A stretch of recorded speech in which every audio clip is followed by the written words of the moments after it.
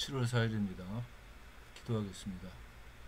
은혜로우신 하나님께서 우리들에게 한 주간을 허락하시니 하나님 감사드립니다.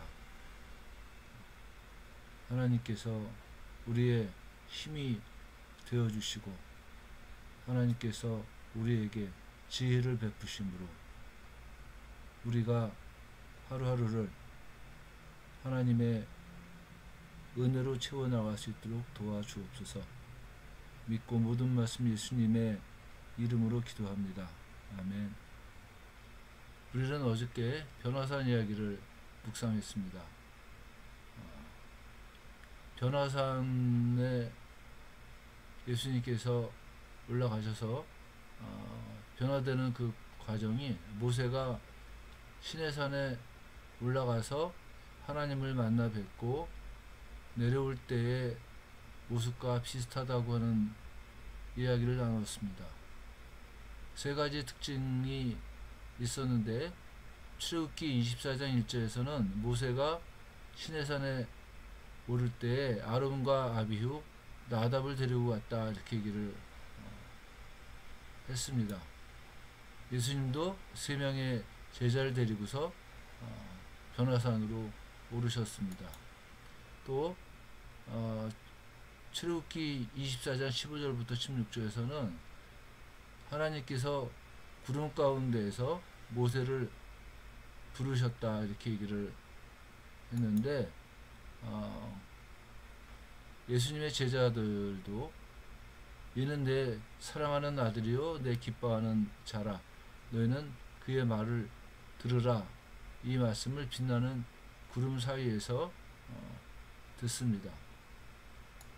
그리고 출애굽기 34장 29절부터 30절에서는 모세가 산에서 내려올 때 얼굴 꺼풀에 광채가 났다 이렇게 얘기를 했는데 예수님은 용모가 변화되고 그 옷이 휘어져 광채가 났다 이렇게 말을 하고 있습니다. 또 하나 짚고 넘어갈 것이 뭐냐면은 변화산에서의 그 사건과 신명기에서의 이야기입니다. 구름이 덮이면서 예수님의 제자들에게 예수님께서 세례 받으실 때에 들렸던 것과 똑같이 하늘에서 이는 나의 아들고 택함을 받은 자니 너희는 그의 말을 들으라 이런 음성이 들렸다고 얘기를 합니다. 그런데 이 말은 신명기 18장 15절에서 내 하나님 여호와께서 너희 가운데 내 형제 중에 너를 위하여 나와 같은 선지자 하나를 일으키리니 너희는 그의 말을 들을지니라 이렇게 말씀을 하고 있는데 그의 말을 들을지니라 하는 말이 반영이 되어 있다고 하는 거예요. 특별히 하나님께서 너희는 그의 말을 들으라 라고 말씀하신 것은 예수님이 곧 메시아이시다 라고 하는 것을 이야기를 하고 있는 겁니다.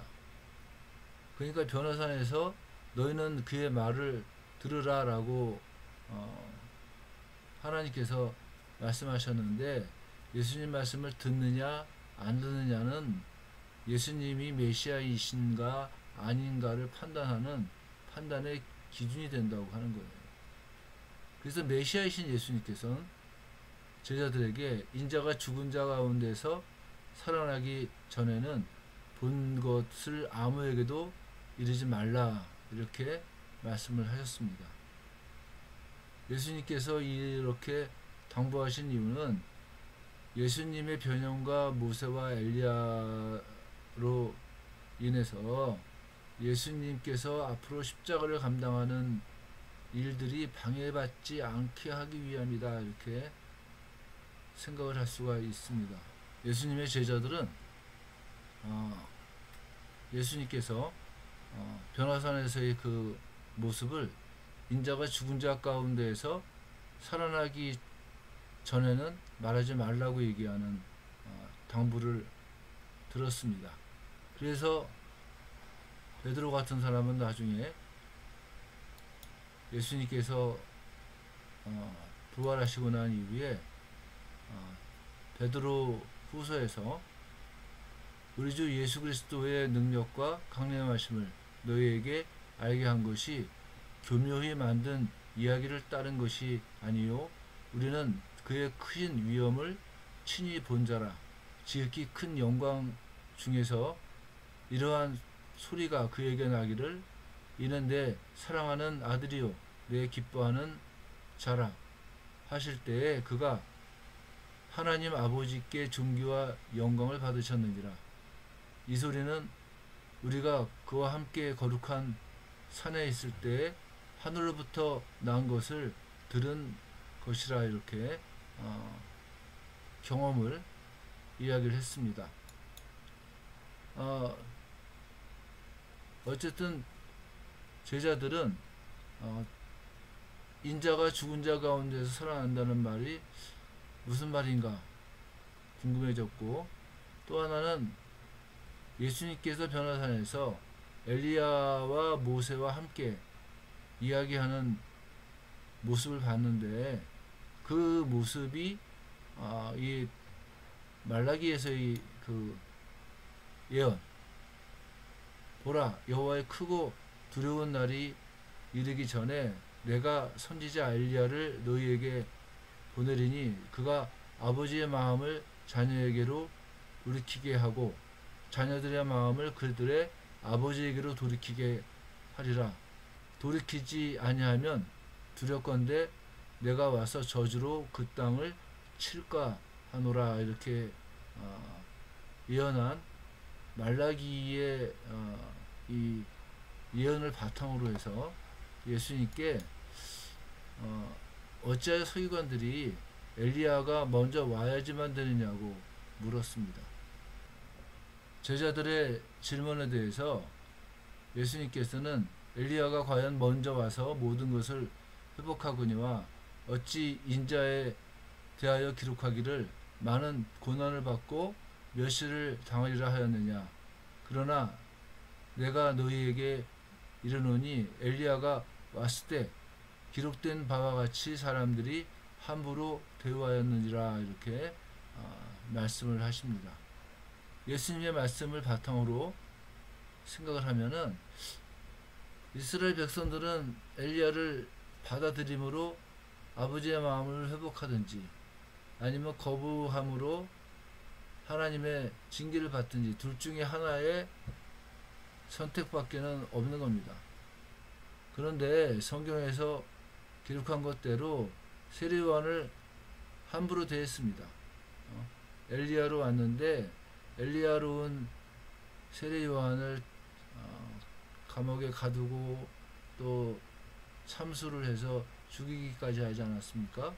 그러니까 함부로 대했고 그 세례요한을 함부로 대한 그들 유대인들에게는 저주로 심판을 하실 것이다 하는 이야기를 하시고 있는 거예요. 마찬가지로 예수님 역시 함부로 대함을 받을 겁니다.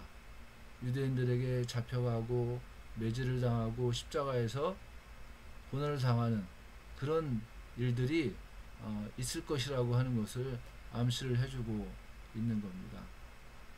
어제도 얘기했습니다마는 예수님의 제자들이 본 것, 변화산에서 예수님의 변화를 본 그것은 예수님은 누구신가라고 하는 질문, 이거는 4개 복음서가 다 공통된 질문이고 지금도 우리들이 예수님을 믿기 직전에 고민하는 문제이기도 합니다.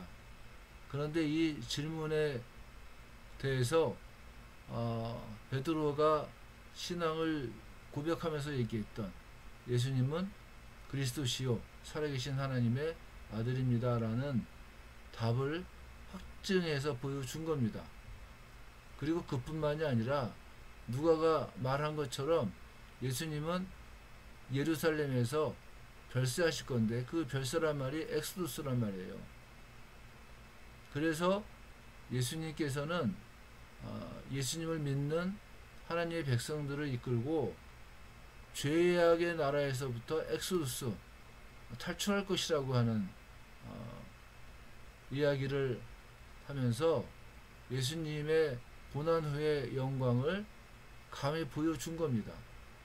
우리가 예수님을 믿는다는 것은 하나님의 말씀을 순종하며 나가면서 그 말씀을 순종하며 나갈 때 겪을 수밖에 없는 여러 가지의 고난과 환난을 우리가 감당해야지만 된다는 얘기입니다. 새로운 한 주간을 시작하면서 우리가 믿음으로 당당해질 수 있기를 간절히 원합니다. 기도하겠습니다. 오늘 오신 하나님의 크신 능력과 또한 하나님 아버지의 권능을 의지해서 하루하루를 당당히 살아나가기를 간절히 원합니다. 함께 해주시는 하나님을 의지하고 모든 말씀 예수님의 이름으로 기도합니다. 아멘.